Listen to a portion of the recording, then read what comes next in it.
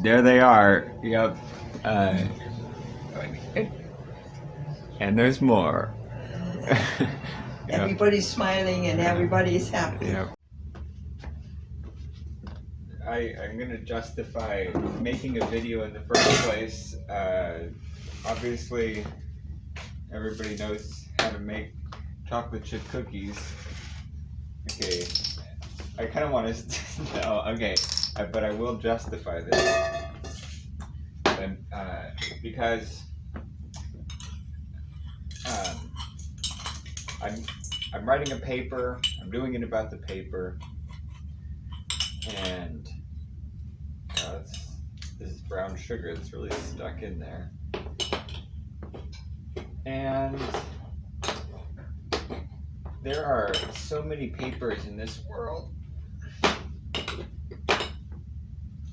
that is an observation, okay? But the point being that I'm done with it today, and if I don't say something about it, then it just disappears. It's just another video, or I mean another paper.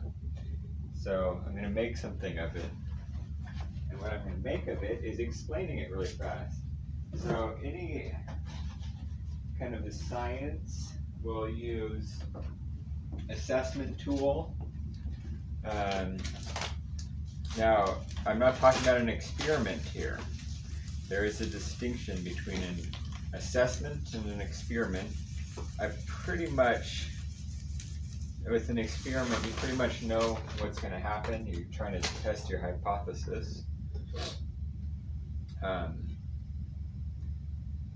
Oh, right, okay, let's get some content here. I'm doing body language to find an attitude. That's what it is. So I'm trying to find an attitude. And this is not an experiment. People know how to observe attitudes by means of body language. Although for the most part, to find attitude, psychologists administer a survey, and you just kind of respond like, oh yeah, this is my attitude about what's a good example with some more content here. I've heard some good examples, or some bad examples rather. Like, here's a good one. What I'm doing for my paper. Fine, I'll just say what I'm doing for my paper. Used car salesman. You got an attitude about that. So if somebody does their little self-report, I'm not going to compare to the standard that's been used for 100 years almost 100 years of psychology testing.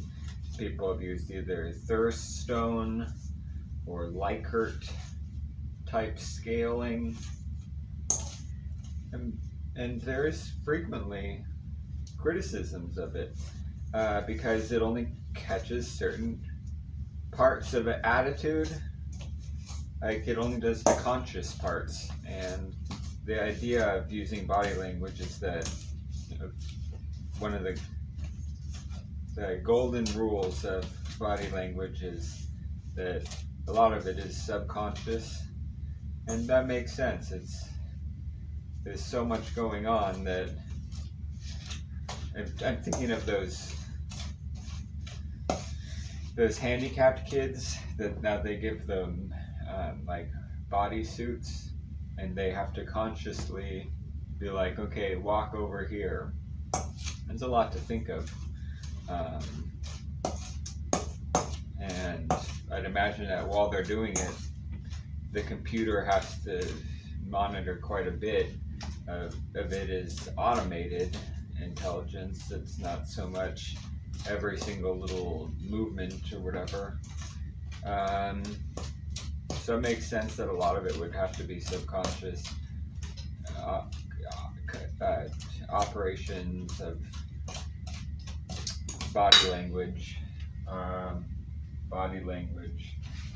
So yeah, I'm making chocolate chip cookies here. I can It'll show you maybe half that kind of flower and half the other kind. So in the assessment, you just have somebody watching a video,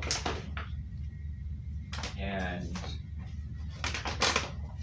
then your video records them watching a video, and then you watch the video recording of them watching the video, and the coder will come in and pick up like 2 or 3. They'll pick up, just in this case,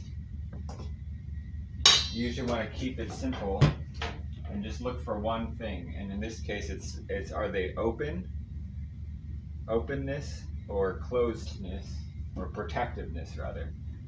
So here's the body language: protective, closed body language. And so I'm not going to be, my attitude right now is like,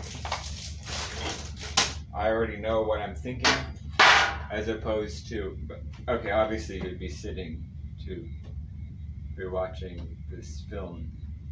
This film is going to be something normal and exciting, and then all of a sudden it'll mention a used car salesman.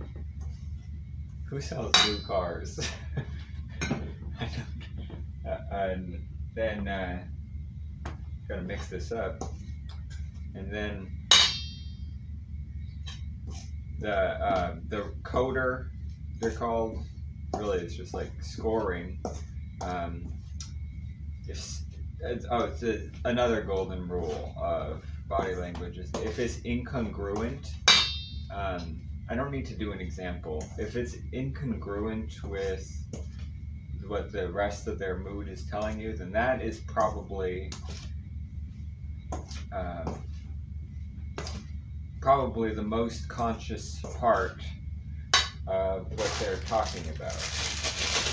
And so that's the thing about an attitude, is that it has conscious components like beliefs, but it also has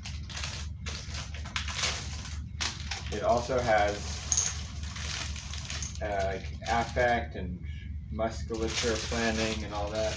Don't worry, I'm gonna throw these away. Although they look really yummy. I like accidentally, subconsciously threw one more, and it already picked up onto the ground. So, that's not subconscious, that's just stupid. And maybe I was like subconsciously trying to make a joke because this video is so dull. So I'm almost done. And basically, the coder comes in and says, oh yeah, this person that was watching this video was open at this moment, or they were like particularly protective. It's pretty easy to see, and however, some of it is more clear than others, and so not only do they rate the other person's language, but they're also rating their own code. Their confidence in their own rating is also rated. And so, yeah, the assessment can also be done with the computer. There are programs nowadays that can take a video and run it through their program, and it will then tell you what the person's psychology is, what's their attitude at that second. Early stages, so it's good to know where science is, and yeah, I mean, you don't really, without somebody who's done as much research about this as possible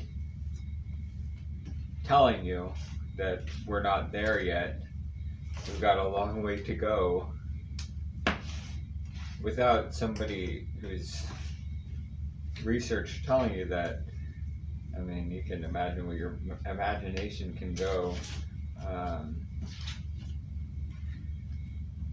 But yeah, that's the thing about conspiracy theories and all that. You just believe whoever's the expert. But I'm not an expert, but I definitely know what I'm talking about with